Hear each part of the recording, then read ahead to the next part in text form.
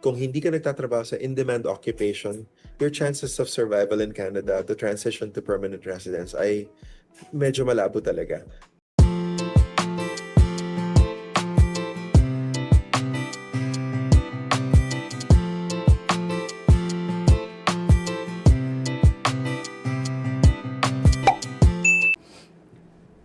Hello guys, Nardino TV here and we are back with another video. So, alam naman natin guys na napaka-importante sa atin ang ating trabaho, no? Yan ay isang means para tayo ay maka-earn ng money at yung money na yon ay magagamit natin sa ating cost of living, sa pang-araw-araw nating panggastos at sa mga bagay pa na gusto nating gawin sa ating buhay. Kaya napaka-importante niyan whether nasa Canada ka or kahit nasa ang country ka, 'di ba? Ngayon pa na ang sabi nga nila wala nang libre sa mundo, 'di ba? So talagang bawat galaw mo guys, pera, no? Naniniwala naman ako diyan. So kaya napaka-importante ng ating trabaho. Pero guys, dito sa Canada, hindi lang 'yan ang use ng ating trabaho, no? Kaya tayo dito sa Canada, namimili talaga tayo. Kung kaya nyong mamili ng work, no? Based on your purpose. Again, laging naka-base yan kung para saan ba sa atin ang trabaho natin. Is it just to earn money? Or meron pa tayong ibang purpose na pwedeng paggamitan ng ating trabaho.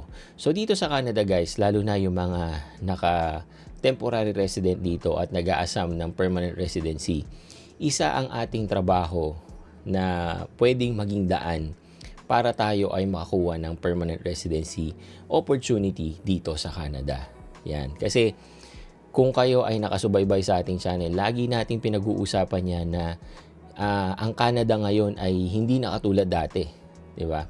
Na ngayon dahil sa mga drastic na mga changes na nangyari, napaka-specific at targeted, no? Yung mga job opportunities na hinahanap ng Canada or ng mga provinces dito sa Canada, no?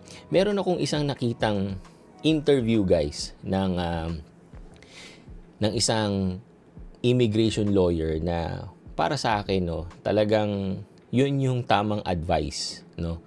And walang ano yun, walang pasikot-sikot, direct to the point niyang sinabi yung advice na yon. And para sa akin, yun yung kailangan nating harapin, no? Yun yung advice na kailangan nating mapakinggan para malaman natin guys kung ano yung mga dapat nating gawin kung tayo ay nagpaplano na maging permanent resident dito sa Canada. Panoorin natin guys yung short na clip na yon, no? Para mas maintindihan natin kung ano yung sinabi ng immigration lawyer. Healthcare, French, construction, trades. I would use those four as in that particular order. That would be like the currently like across programs. These are the general outlines of like what the priorities are across different programs. Kung hindi ka nagtatrabaho sa in-demand occupation, your chances of survival in Canada to transition to permanent residence ay medyo malabo talaga. Right? So, yun yung sinabi niya, no, na nagbanggit siya ng mga general na skill set na hinahanap ngayon ng Canada. At ang sabi pa niya na kung ikaw ay hindi nagtatrabaho sa mga ganong field or hindi yun yung iyong skill set ngayon at nandun ka sa trabaho na yon, mahihirapan ka na mag-transition from temporary to permanent resident dito sa Canada. And I strongly believe na tama yun, no? Kasi nga guys, iba na ngayon, hindi na katulad 5 or 10 years ago, no? Na pag pumasok ka dito sa Canada, you have ang daming opportunities talaga, no?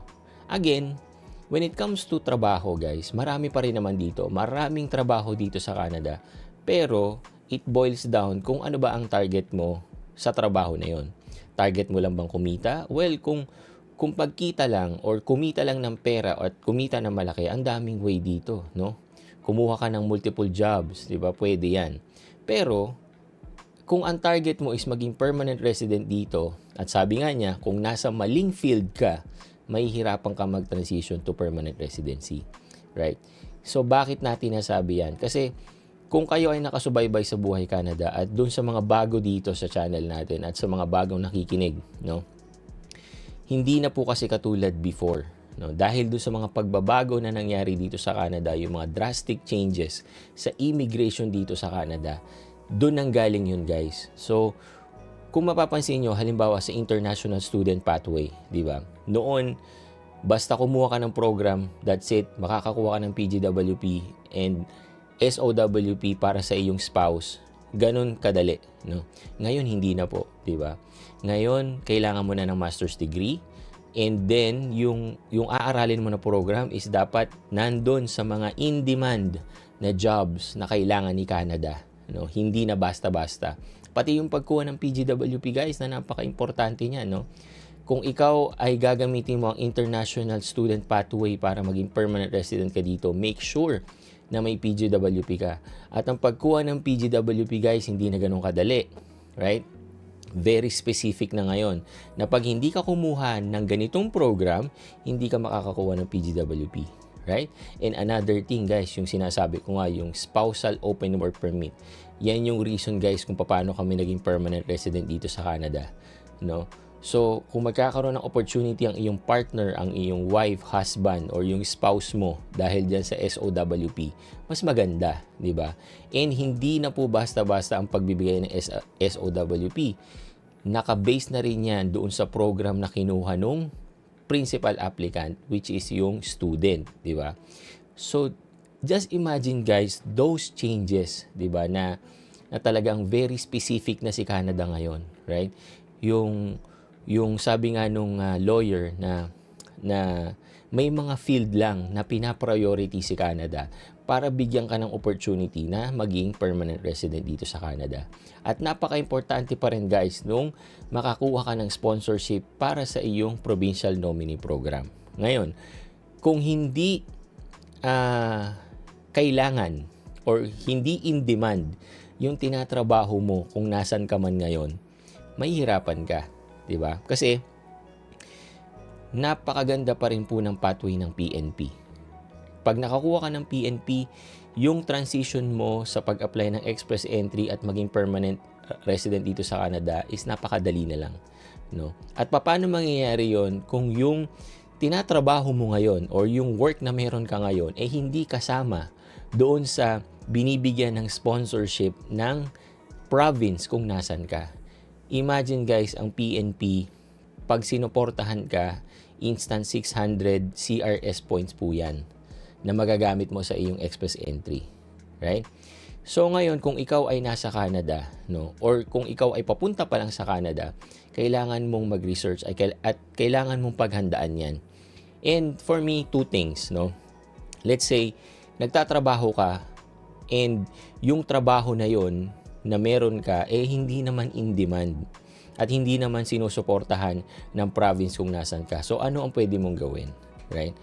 Well, number one, kung gusto mo talaga sa province na yun at ayaw mong umalis, right? At hindi naman in demand yung work mo, wala kang choice, guys. Ang choice mo lang is mag-transition ka doon sa trabaho na in demand para mabigyan ka ng suporta ng province kung nasan ka.